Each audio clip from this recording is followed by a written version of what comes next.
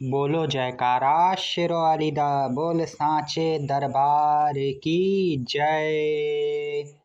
ओम नमः शिवाय। जय माता रानी। दोस्तों, स्वागत है आप सभी का आपके अपने यूट्यूब चैनल अन्नपूर्णा क्रिएशन में, और मैं हूं आप सभी के साथ अभिनंदन तिवारी। तो दोस्तों, आप सभी को आने वाली शारदीय नवरात्रि की ढेर सारी शुभकामनाएं। ये शारदीय नवरात्रि आप सभी के लिए मंगलमय हो, शुभमय हो। माँ आदिशक्ति जगत जननी भगवती की कृपा आप सभी पर सदा सर्वदा बनी रहे।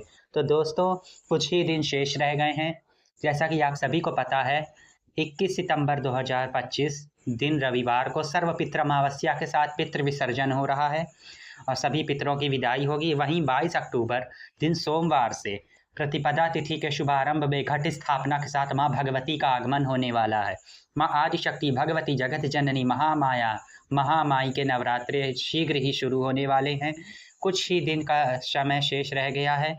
माता के सभी भक्तों को बेसब्री से उनके नवरात्रों का इंतजार है और सब इंतजार कर रहे हैं कि कब माता के नवरात्रे आएँ और कब हम उनकी कृपा प्राप्ति के लिए पूजा अर्चना कर सकें। तो आप सभी की डिमांड पर आज का ये वीडियो इसीलिए है। साल 2025 में शारदीय नवरात्रि कब मनाई जाएगी, दिन व तारीख, पूजा का शुभ मुहूर्त, घट स्थापना की संपूर्ण विधि, पूजा की संपूर्ण जानकारी, हवन कैसे करें, जवारे कैसे रोपें, नवग्रह षोडश मातृका की पूजा कैसे करें, माता की चौकी कैसी लगाएं, हम नीम वृक्ष की पूजा कैसे करें, मंदिर में कैसे पूजा करें, ये संपूर्ण जानकारी आज के इस वीडियो में आप सभी को मिलेगी।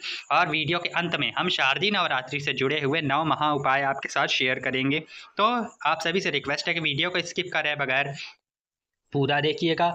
और अगर आपने हमारे चैनल अन्नपूर्णा क्रिएशन को अभी तक लाइक शेयर और सब्सक्राइब नहीं किया है तो प्लीज़ हमारे चैनल अन्नपूर्णा क्रिएशन को लाइक शेयर और सब्सक्राइब कर लीजिए, बेल आइकन को प्रेस कर लीजिए, ज़्यादा से ज़्यादा मित्रों तक वीडियो को शेयर कीजिएगा, कमेंट बॉक्स में जय माता रानी का जयकारा जरूर लगाइएगा। माता रानी आप सभी का सदा सर्वदा कल्याण करती रहें। तो दोस्तों, जैसा कि और यूट्यूब ने एक नया ऑप्शन आजकल दे दिया हाइप करने का। आप हमारे चैनल अन्नपूर्णा क्रिएशन को हाइप भी कर सकते हैं, तो हम जो भी वीडियो पहले डालेंगे वो सारी वीडियोज़ की पहले नोटिफिकेशन आप सभी तक पहुंचेगी, आप सभी वीडियो का लाभ उठा सकते हैं। तो दोस्तों, साल 2025 में नवरात्र किस दिन शुरू होंगे, शारदीय नवरात्रि किस दिन होगी, कौन सी देवी की पूजा, माता के किस दिन कौन से स्वरूप की पूजा होगी, घट स्थापना का शुभ मुहूर्त किस प्रकार है, तो चलिए शुरू करते हैं। शारदीय नवरात्रि का महापर्व हिंदुओं के लिए बहुत महत्वपूर्ण माना गया है। साल में कुल 4 बार मुख्य त्यौहार मनाए जाते हैं, जैसे होली, दिवाली, श्रावणी, दशहरा और नवरात्रि। ये 5 पर्व मुख्य रूप से मनाए जाते हैं। जैसा कि आप सभी को पता है, देवी भागवत पुराण के अनुसार वर्ष में 4 बार नवरात्रि का उल्लेख है, जिसमें 2 गुप्त नवरात्रि और जो 2 प्रकट नवरात्रि आती हैं। गुप्त नवरात्रि में तंत्र सिद्धियों के लिए साधक अपनी तांत्रिक मनोकामनाओं को पूर्ण करने के लिए 10 महाविद्या की साधना करते हैं। वही चैत्र मास में पड़ने वाली नवरात्रि को चैत्र नवरात्रि, और शारदीय नवरात्रि में भक्त सामान्य गृहस्थी जन्मा आदिशक्ति भगवती के नव दुर्गा स्वरूप की पूजा अर्चना करते हैं। जो सबसे ज़्यादा फलदायी सभी नवरात्रियों में सर्वश्रेष्ठ महत्व शारदीय नवरात्रि रखती है। शारदीय नवरात्रि सबसे शीघ्र फलदायी और सबसे जल्दी पूजा के फल देने के लिए मानी जाती है। इस पूजन में की गई माता के इस दौरान जो भक्त सच्चे मन से मनोकामना पूर्ति के लिए पूजा करता है, उनकी श्रद्धा भाव से उनकी आरती गाता है, उनकी स्तुति करता है, माँ उसके समस्त कष्ट हर लेती हैं और उनकी समस्त मनोकामनाएं पूर्ण होती है। शारदीय नवरात्रि के दौरान की गई पूजा आश्चर्यचकित परिणाम देने वाली होती है। दोस्तों, जैसा कि आप सभी को पता है, शारदीय नवरात्रि का पावन पर्व हर साल साधक बहुत ही धूमधाम और भक्ति के साथ मनाते हैं। इस साल शारदीय नवरात्रि 22 सितंबर दिन सोमवार से शुरू हो रही है। इस दौरान माँ दुर्गा के 9 अलग अलग स्वरूपों की पूजा अर्चना की जाती है। जैसा कि आप सभी को पता है, माँ आदिशक्ति भगवती दुर्गा पंच देवी देवताओं में एक मानी जाती हैं, और माता आदिशक्ति सिंहवाहिनी भगवती दुर्गा हम सभी भक्तों का कल्याण करती हैं। माँ ममतामयी करुणामयी हैं। माँ के आंचल में अपार करुणा और ममता समाई है। माँ जिसको अपने करुणा के आंचल में छिपा लेती हैं, उसका संसार का कोई भी बुरी शक्ति बाल भी बाका नहीं कर सकती। तो जैसा कि आप सभी को पता है कि पंचांग को देखते हुए आश्विन मास के शुक्ल पक्ष की प्रतिपदा तिथि की शुरुआत सोमवार 22 सितंबर को देर रात 1:23 पर शुरू होगी। मतलब कि 21 सितंबर की रात्रि को 1:23 पर प्रतिपदा तिथि की शुरुआत होगी, और वहीं इसका समापन अगले दिन यानी 22 सितंबर को रात्रि में 2:55 पर होगा। ऐसे में उदया तिथि के अनुसार शारदीय नवरात्रि की शुरुआत 22 सितंबर दिन सोमवार से होगी। और इस बार हम आपको एक खुशखबरी की बात बताएं, नवरात्रि अब किन 9 दिनों की ना होकर 10 दिन की होने वाली है। शास्त्रों के अनुसार जब नवरात्रि 10 दिन की होती है, जब इस तिथि में नवरात्रों में वृद्धि होती है, तो वो नवरात्रि अत्यंत शुभ मानी जाती है। और इस बार माता के नवरात्रि सोमवार यानी 22 सितंबर से शुरू हो रहे हैं, तो माता का आगमन इस बार हाथी पर होगा, जो कि गजलक्ष्मी का अवतार माना जाएगा। गजलक्ष्मी का अवतार हम सभी भक्तों के लिए बहुत शुभ और अन्न धन की वृद्धि करने वाला होता है। कहते हैं जब माँ हाथी पर सवार होकर आती हैं, वर्ष पूरे देश भर में खूब झमाझम बारिश होती देखने को मिलती है, और जिसमें अन्न धन के भंडारे भरते हैं, और किसानों के लिए भी ये साल बेहद हरा भरा खुशहाल रहेगा, और हम सामान्य गृहस्थी जन भक्तों के लिए ये साल अन्न धन वैभव से परिपूर्ण रहेगा। तो शारदीय नवरात्रि की शुभ तिथि इस प्रकार है कि 22 सितंबर को पहला नवरात्र, इस दिन माँ भगवती के पहले स्वरूप माँ शैलपुत्री की पूजा होगी, और इस दिन हम माँ को देशी घी का भोग लगाएंगे। दूसरे नवरात्र 23 सितंबर 2025 शारदीय नवरात्रि का दूसरा दिन माँ ब्रह्मचारिणी की पूजा होगी। इस दिन हम माता को मिश्री या बताशे का भोग लगाएंगे या पंचामृत का भोग लगाएंगे। 24 सितंबर 2025 और 25 सितंबर 2025 को माता के तृतीय स्वरूप यानी माँ चंद्रघंटा की पूजा होगी। इस दिन हम लोग दूध से बनी हुई मिठाई का या कच्चे दूध का माँ को भोग लगाएंगे। 26 सितंबर 2025 को चौथा नवरात्रि होगा। इस दिन माँ दुर्गा के कुष्मांडा स्वरूप की पूजा होगी। 27 सितंबर 2025 नवरात्रि का पांचवा दिन, इस दिन माता के पंचम स्वरूप माँ स्कंद माता की पूजा होगी। 28 सितंबर 2025 नवरात्रि का छठा दिन, इस दिन माता के कात्यायनी स्वरूप की पूजा अर्चना होगी। 29 सितंबर 2025 नवरात्रि का सातवां दिन, इस दिन माता के काल रात्रि स्वरूप की पूजा होगी। और इस दिन महानिशा पूजा यानी तंत्र सिद्धि के लिए जो साधक पूजा करते हैं, रात्रि में सप्तमी की रात्रि की पूजा भी इसी दिन करेंगे। सप्तमी की रात्रि में बड़ी ही शुद्ध और सिद्ध रात्रि मानी जाती है। इस दिन सारी तांत्रिक शक्तियाँ जागृत होती हैं, और जो साधक सप्तमी की रात्रि को माँ की विधि विधान से पूजा करता, माँ उसके लिए ब्रह्मांड की सभी सिद्धियों के द्वार खोल देती हैं। 30 सितंबर को दुर्गाष्टमी महाअष्टमी मनाई जाएगी। दुर्गाष्टमी का दिन दुर्गा पूजा के लिए बहुत महत्वपूर्ण होता है। सप्तमी के दिन हम गुड़ का भोग और अष्टमी के दिन हम माँ भगवती को नारियल का भोग लगाएंगे, लेकिन नारियल को फोड़ना नहीं है, इस बात का आपको ध्यान रखना है। और जो लोग अष्टमी के दिन अपना व्रत पारायण करते हैं, वो लोग अष्टमी के दिन इस दिन हवन पूजन और कन्या पूजन भी करेंगे। तो आप इस दिन माता को हलवा पूड़ी और चने का भोग भी लगा सकते हैं, खीर का भोग भी लगा सकते हैं। और 1 अक्टूबर 2025 शारदीय नवरात्रि का नवा दिन, इस दिन माँ सिद्धिदात्री की पूजा की जाएगी। यह नवरात्रि का सबसे अंतिम और आखिरी दिन होगा। इस दिन भक्त पूर्ण आहुति के साथ हवन में नारियल की बलि देकर हवन पूर्ण करेंगे, माता की आरती करेंगे, नारियल की बलि देंगे माँ को, कन्या पूजन करेंगे माता को। इस दिन हमें बैंगनी रंग के वस्त्र पहनाने चाहिए, स्वयं भी बैंगनी रंग के वस्त्र पहनकर पूजा करनी चाहिए। और माता को भोग में इस दिन हमें हलवा पूड़ी चना खीर दही जलेबी का भोग लगाना चाहिए। तो घट स्थापना का शुभ मुहूर्त इस तरह रहेगा भक्तों। हिंदू पंचांग के अनुसार 22 सितंबर को घट स्थापना का शुभ समय सुबह 6:09 से लेकर 8:06 तक रहेगा। वही अभिजीत मुहूर्त सुबह 11:39 से लेकर 12:38 तक रहेगा। इस दौरान सभी साधक घट स्थापना कर सकते हैं। तो पूजा का मंत्र इस तरह है, माता दुर्गा के कुछ हम मंत्र आपको बता रहे हैं। इस मंत्रों द्वारा माता की स्तुति कर पूजा करने से माता शीघ्र प्रसन्न होती हैं और भक्तों की सभी मनोकामना पूर्ण करती हैं। पहला मंत्र इस प्रकार है, सर्व मंगल मांगल्ये शिवे सर्वार्थ साधिके शरणे त्र्यंबके गौरी नारायणी नमोस्तुते। दूसरा मंत्र इस प्रकार, ओम जयंती मंगला काली भद्रकाली कृपालिनी दुर्गा क्षमा शिवा धात्री स्वाहा स्वधा नमोस्तुते। तीसरा मंत्र, या देवी सर्वभूतेषु मां शक्ति रूपेण संस्थिता नमस्तस्यै नमस्तस्यै नमस्तस्यै नमो नमः। और चौथा मंत्र इस प्रकार, वरंदे वांछित लाभाय चंद्रार्थ शेखरम वृखारूढ़ा शूलधरा शैलपुत्री यशस्विनम। तो इन 4 मंत्रों से हम माता की पूजा कर सकते हैं। और माता को आवाहन करते समय आपको ओम जयंती मंगला काली भद्रकाली कपालिनी दुर्गा क्षमा शिवा धात्री स्वाहा स्वधा नमस्तुते इस मंत्र का जप करके माता को आसन पर जरूर आमंत्रित करना है, फिर आपको अपनी पूजा शुरू करनी है। तो चलिए हम बताते हैं आपको पूजा विधि के बारे में। तो आप सभी को पता है, लेकिन हमें घट स्थापना के लिए सुबह बहुत जल्दी का मुहूर्त मिल रहा है, तो आप सारी तैयारी एक दिन पहले करके रख लीजिए। पूजा पाठ की सारी मार्केट अब सज चुकी है। नवरात्रि की देश भर में धूमधाम से तैयारी हो रही है। दुर्गा पंडाल में भी सब लोग पूजा को तैयारियों को अंतिम रूप दे रहे हैं। मंदिरों में भी तैयारियां जोरों शोरों पे हैं। और हम सभी भक्त भी अपने घर में, हम सभी आशा करते हैं कि आप लोग भी तैयारी शुरू कर चुके होंगे। तो आप सभी अपने घर के पूजा स्थल को अच्छे से नवरात्रि के 2 दिन पहले साफ कर लीजिए। और हम तो कहते हैं आप माता का दरबार भी एक रात पहले आप चौकी वौकी लगाकर पितृ विसर्जन के बाद नवरात्रि का हम कोई भी कार्य आरंभ कर सकते हैं, इसमें कोई भी मनाही नहीं। जैसा कि आपको पता है 21 सितंबर को पितृ विसर्जन हो जाएगा दिन में। सर्वपितृ अमावस्या के साथ अमावस्या का श्राद्ध करने के बाद, हवन करने के बाद पितृ विसर्जन हो जाएगा। इसके बाद पितृ विसर्जन करने के बाद आप अच्छे से घर की साफ सफाई कर लीजिए और जहाँ पर आपको माता की चौकी लगानी है वहाँ पर आप अष्टदल कमल बनाकर माता की स्थापना कर दीजिए लाल वस्त्र बिछाकर। और अगले दिन जो भी आपको कलश स्थापना करनी है वो सारी का तैयारी करके रख लीजिए। जौ भिगो दीजिए पानी में, मिट्टी का जो आपने पात्र में या फिर कलश जो भी मिट्टी का लिया है कलश स्थापना के लिए उन सबको पानी में भिगो दीजिए।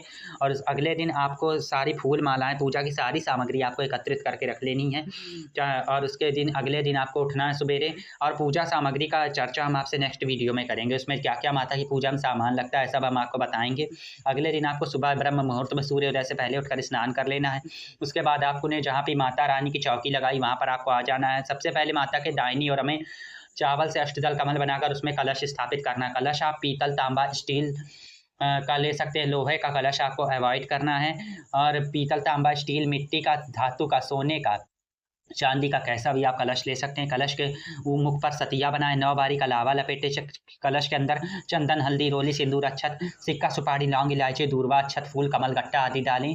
और उसके बाद कलश के ऊपर पूर्ण पात्र चावल से भरा हुआ रखिए। पंचपल्लव लगाइए कलश में। कलश के ऊपर फिर हमें नारियल रखना होता है। माता की पूजा में हम किसी भी देवी की पूजा करते हैं तो हम नारियल रखते हैं, तो माता की पूजा में हमें कलश के ऊपर नारियल रखना। नारियल के ऊपर आपको लाल चुनरी लपेट देनी है और नारियल का मुख जिधर से नारियल पेड़ पे से टंगा होता है, मतलब उधर वाला भाग हमें अपने साधक की ओर रखना है, अपनी ओर रखना है। नारियल का मुख अपने ऊपर अपनी ओर रखना है। नारियल कलश के ऊपर रख के माता की दाहिनी ओर कलश स्थापना करनी है। फिर माता के विग्रह को या मूर्ति को आप स्थापित करिए। अगर आपके पास पीतल की माता रानी की मूर्ति है तो उन्हें पंचामृत से स्नान करा के वो पंचामृत समस्त परिवार के जनों में प्रसाद रूप में वितरित करें, ये भी बहुत शुभ होता है। इसके बाद माता के बाईं ओर हमें जवारे रोपने होते हैं, तो माता के बाईं ओर अष्टदल चावल से कमल बनाइए। मिट्टी का पात्र लीजिए, मिट्टी के पात्र में जवारे बोना सबसे अच्छा रहता है और जवारे सबसे जल्दी अंकुरित मिट्टी के पात्र में होते हैं। और आप इस बार हमारे कहने से आप बालू में जवारे बोइए, यानी रेत में जवारे बोइए। मिट्टी में कहीं ना कहीं जवारे हमारे सड़ने लगते हैं, क्योंकि हमारे साथ भी कई बार ये हो चुका, जब हम मिट्टी में जवारे बो देते हैं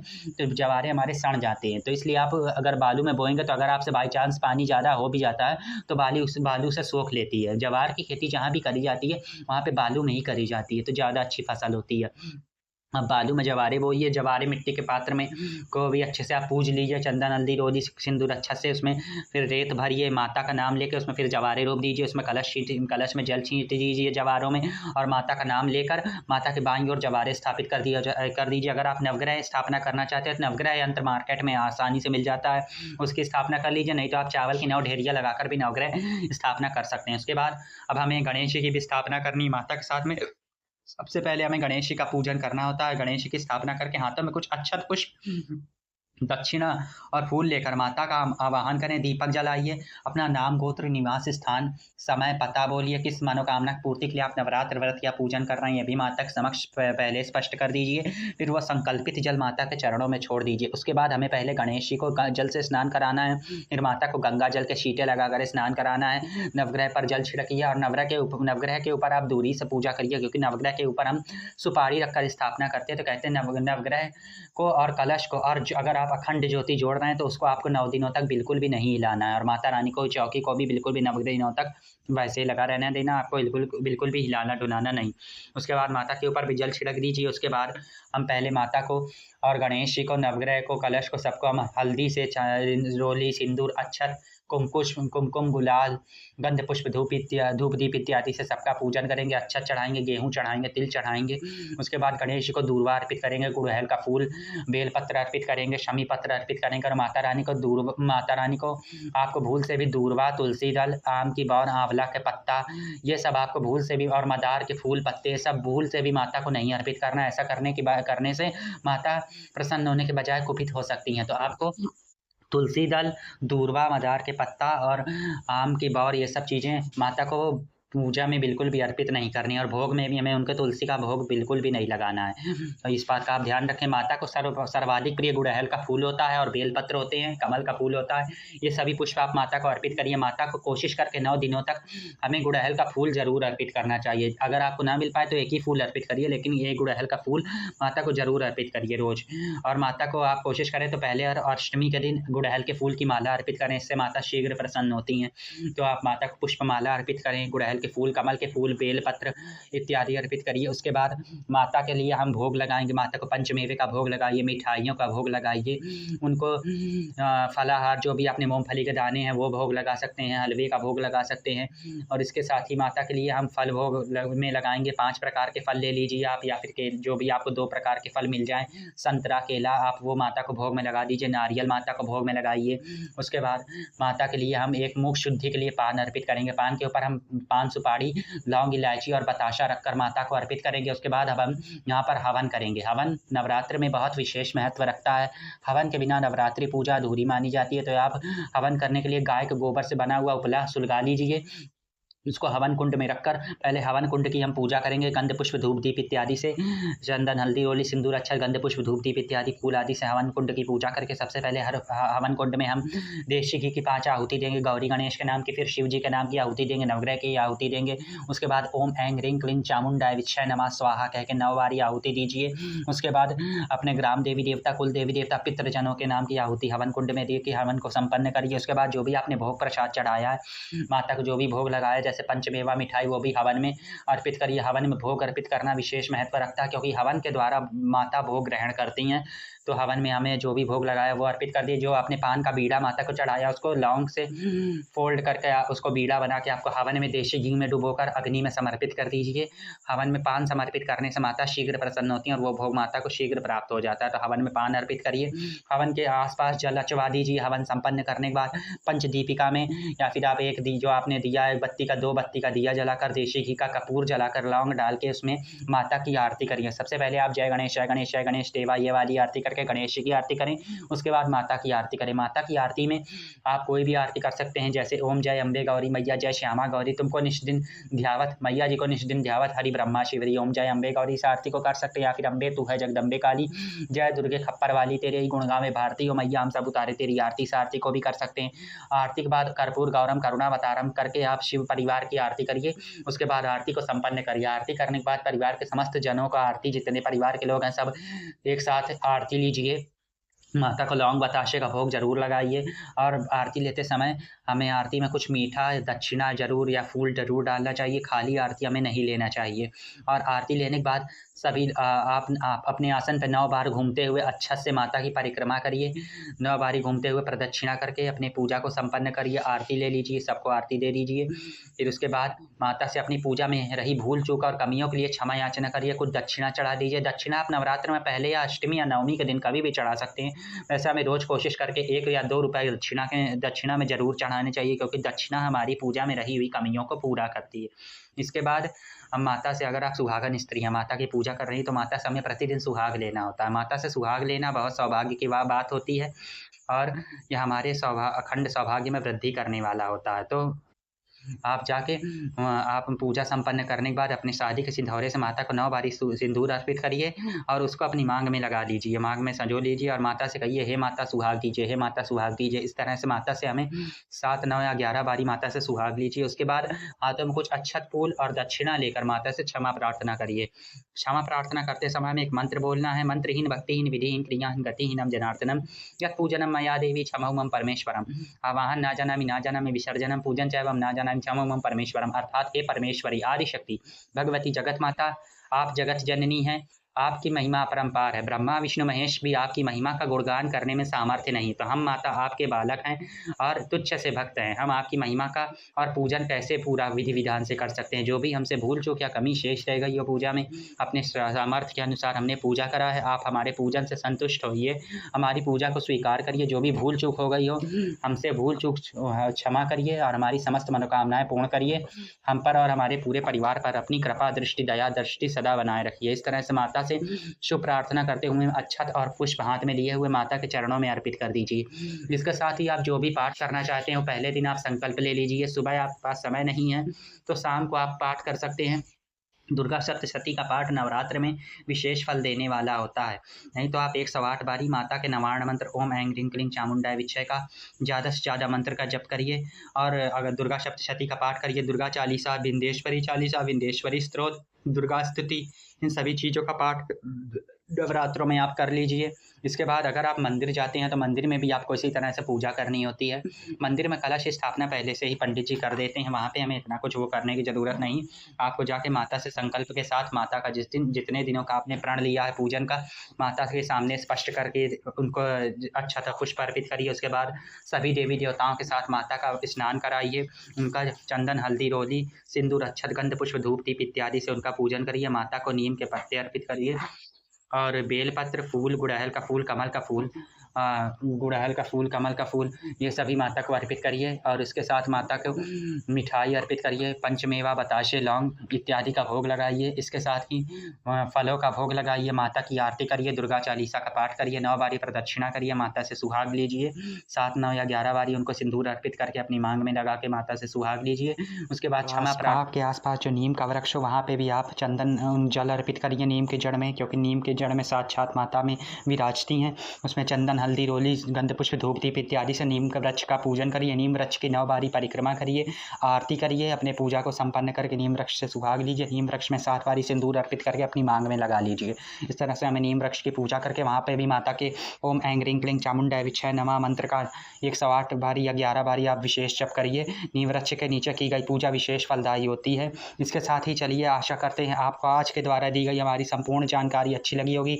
आगे के वीडियो में हम आपके लिए नवरात्र व्रत का था, नवरात्र की पूजा की सारी सामग्री, ये संपूर्ण जानकारी आगे वीडियो में बताएंगे। और नवरात्रि में दुर्गा सप्तशती का पाठ करने के संपूर्ण नियम, बहुत अच्छे वीडियो आने वाले हैं चैनल पे। दशहरा कब मनाया जाएगा, वैसे तो दशहरा 2 अक्टूबर को मनाया जाएगा, लेकिन हम आपके लिए दशहरे का पूजा विधि का भी संपूर्ण वीडियो आगे लेकर आने वाले हैं। तो इन सभी अच्छी बहुत सारी जितने भी पर्व त्यौहार आने वाले हैं सभी का हम आपको अपने चैनल पर पूरी जानकारी देंगे। तो उन सभी वीडियोज़ को देखने के लिए आप हमारे चैनल अन्नपूर्णा क्रिएशन को लाइक, शेयर और सब्सक्राइब कर लीजिए। बेल आइकन को प्रेस कर लीजिए। ज़्यादा से ज़्यादा मित्रों तक वीडियो को शेयर कीजिएगा। कमेंट बॉक्स में जय माता रानी का जयकारा लगाइएगा। वीडियो कैसा लगा ये मुझे कमेंट में लिखकर ज़रूर बताइएगा। और अगर आप चैनल पर पहली बार आएँ तो चैनल को लाइक, शेयर और सब्सक्राइब कर लीजिए। बेल आइकन को प्रेस कर लीजिए। ज़्यादा से ज़्यादा मित्रों तक वीडियो को शेयर कीजिए। तो आगे मिलेंगे हम आपसे नेक्स्ट वीडियो में, तब तक लिए जय माता रानी, ओम नमः शिवाय, जय श्री कृष्ण, राधे राधे, जय श्री शंकर भगवान, जय गौरी शंकर भगवान, जय लक्ष्मी नारायण भगवान, जय जगत कल्याणी अम्बे मैया। तो हैप्पी शारदीय नवरात्रि। आप सभी को आने वाली शारदीय नवरात्रि की ढेर सारी शुभकामनाएं। माता रानी आप सभी का सदा सर्वदा कल्याण करें। बोलो माता रानी की जय। जय माता।